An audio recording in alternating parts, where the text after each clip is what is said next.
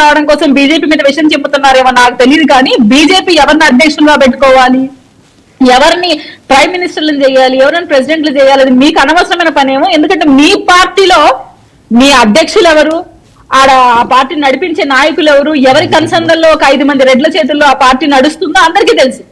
So మీరు మొత్తం అలాంటి రాజకీయాలు చేస్తూ బీజేపీకి సలహా ఇచ్చే స్థితిలో వైఎస్ఆర్సీపీ పార్టీ లేదని నేను నమ్ముతాను సార్. ఎస్పెషల్లీ ఏపీలో ఉన్నందుకు ప్రతిపక్ష హోదా కోరుకుంటున్న పార్టీగా మీరు ఉన్నారు. ప్రస్తుతం ప్రతిపక్ష హోదా కూడా మీకు లేదు.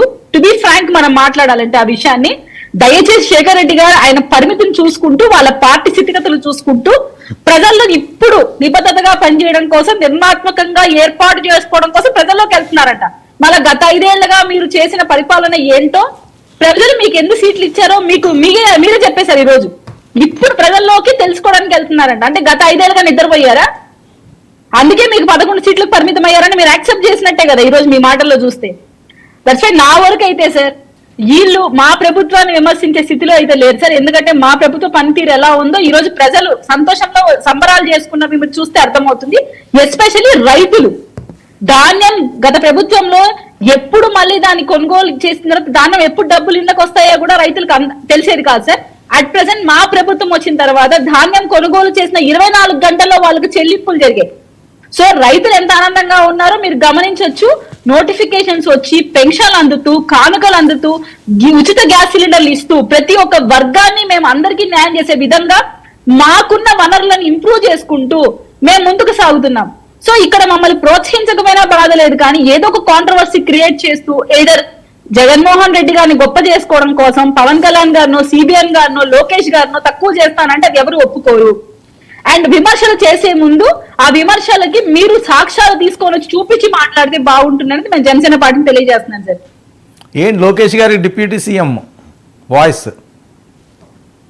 ఓకే సార్, నేను ఒక మాట అడుగుతాను. ఇప్పుడు నేను ఒక అధికార ప్రతినిధి హోదాలో ఉన్నప్పుడు నాకు ఒక లిమిటేషన్స్ ఉంటాయి. ఇప్పుడు నాకు కూడా పవన్ కళ్యాణ్ గారు సీఎం అవ్వాలని మనసులో ఉన్నా నా పార్టీ లైన్ ఏంటి, పొత్తు ధర్మాన్ని నేను ఎలా పాటించాలి అనేది నాకు ఇంకిత జ్ఞానం ఉంటుంది. కాబట్టి నేను ఎంత మేరకు పార్టీ మాట్లాడమంటుందో అంత మేరకే నేను మాట్లాడతాను. ఇక్కడ జన సైనికులకు కావచ్చు, క్యాడర్ ని, సింపథైజర్స్ కి ఒక అభిమానం ఉంటుంది, పవన్ కళ్యాణ్ గారిని సీఎం గా చూసుకోవాలి. అలాగే టీడీపీ పార్టీ సింపథైజర్స్ కి, టీడీపీ పార్టీని అభిమానించే వాళ్ళు ఎవరైతే వాళ్ళ క్యాడర్ లో ఉంటారో వాళ్ళకు కూడా ఒక ఆశ ఉండొచ్చు, నేను తప్పనను. కానీ మెచ్యూర్డ్ పాలిటిక్స్ చేసేవాళ్ళు ఈ పొత్తుని మనం 10 ఏళ్ల పాటు ఆయన్నే సీఎం గా ఉంచాలనేది ఉన్నత భావాలు కలిగిన పవన్ కళ్యాణ్ గారిని దృష్టిలో పెట్టుకొని ఏ మాట అయినా మాట్లాడాలి అనేది నేను ఒక చిన్న సలహా ఇస్తాను. ఎందుకంటే పవన్ కళ్యాణ్ అంత ఉన్నతంగా భావించారు. ఆయన ఒక పార్టీ అధ్యక్షులుగా ఉండి కూడా సీఎం గా చంద్రబాబు నాయుడు గారు 10 ఏళ్లు కొనసాగితే ఇంకా మంచిది అనేంత గొప్పగా ఆయన మాట్లాడాడు. సో అటువంటి వ్యక్తిని మీరు ముందర పెట్టుకొని ఇలాంటి పాలిటిక్స్ ఇప్పుడు చేయడం కరెక్ట్ కాదు. మన పొత్తు ధర్మాన్ని మనం పాటిస్తూ ముందుకు సాగాలి.